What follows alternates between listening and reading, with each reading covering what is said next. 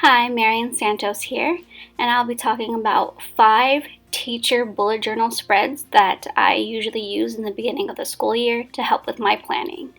So, let's get to it.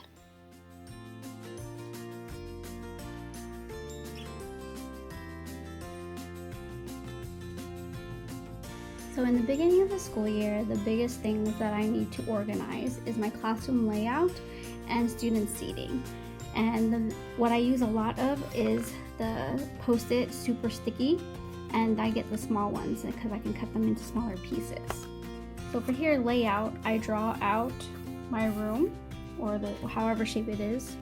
Most rooms are a rectangular shape, and then I take the Post-its and I cut them to smaller pieces, and then I can move them around instead of moving the furniture all over the place. So for example, I have my mailbox. If my entrance of my room is here, I put the mailboxes next to it so the students can go ahead and put in their homework or any papers that they need to give me. And also at the end of the day, I also give them papers that goes home, that goes in here. Maybe if I want to put my centers over here, and I always never really use my teacher desk, so I always put it in the corner and out of the way. And then my filing cabinet is right next to me. Maybe it might go over here.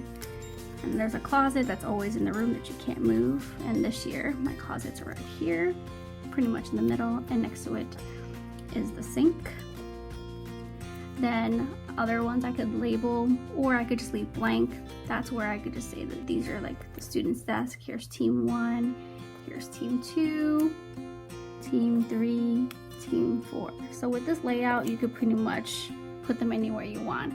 And this also kind of saves time when you're trying to move all your furniture and you decide you don't like it anymore. You can move it around some more. This is one way I could do it. For student seating, for the most part, I randomly mix all of my students all over the place.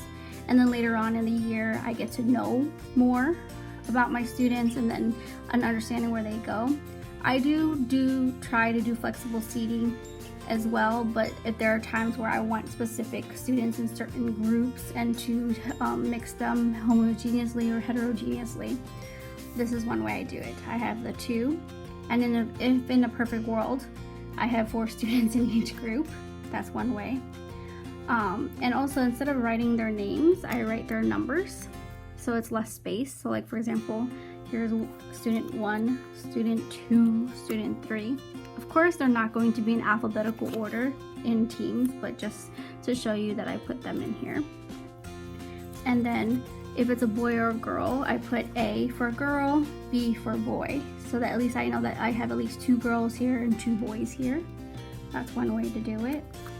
And then I can put my students here for B, for team 2, 5, 6, 7, and 8.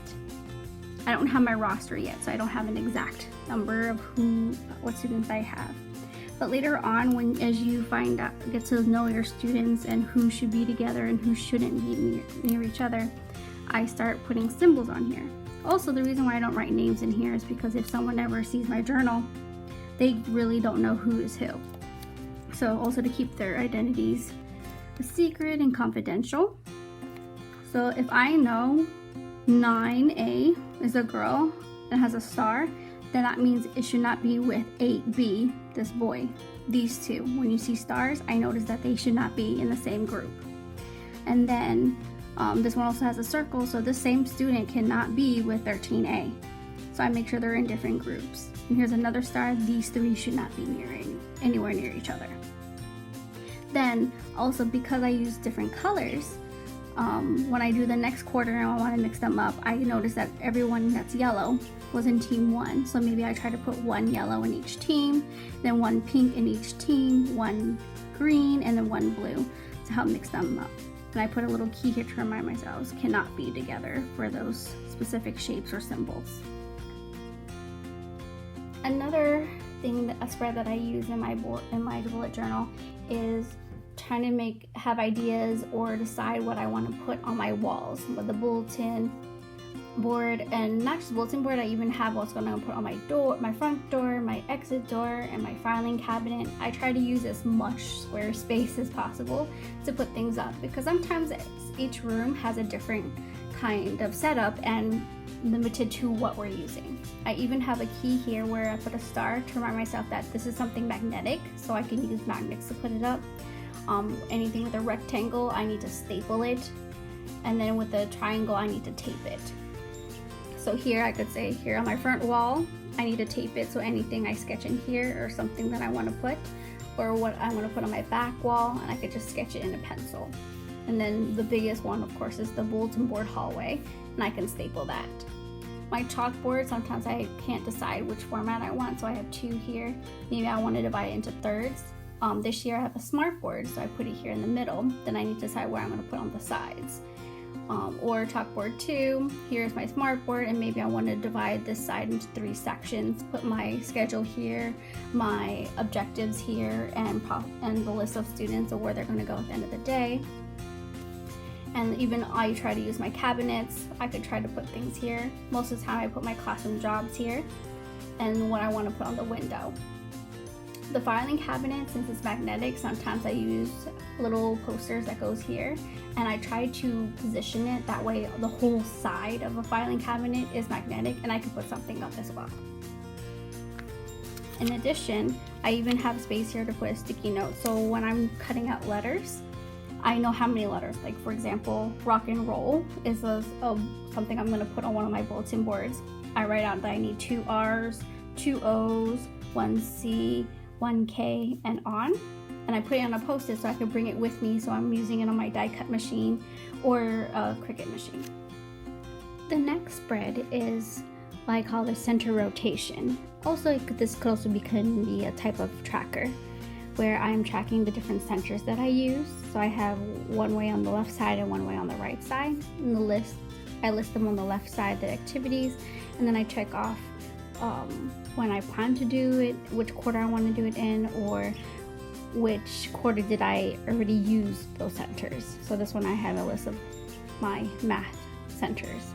On the right side, it can help me plan out which centers I want to use and when. So for example, September is where the beginning of fall, so I make sure I put my fall fluency, Halloween fluency during October, Thanksgiving fluency, and holiday fluency centers, and on. And then I plan on the types of spellings and letterings and sounds. So beginning sounds and short vowels is something I definitely want to go over in the beginning of the school year.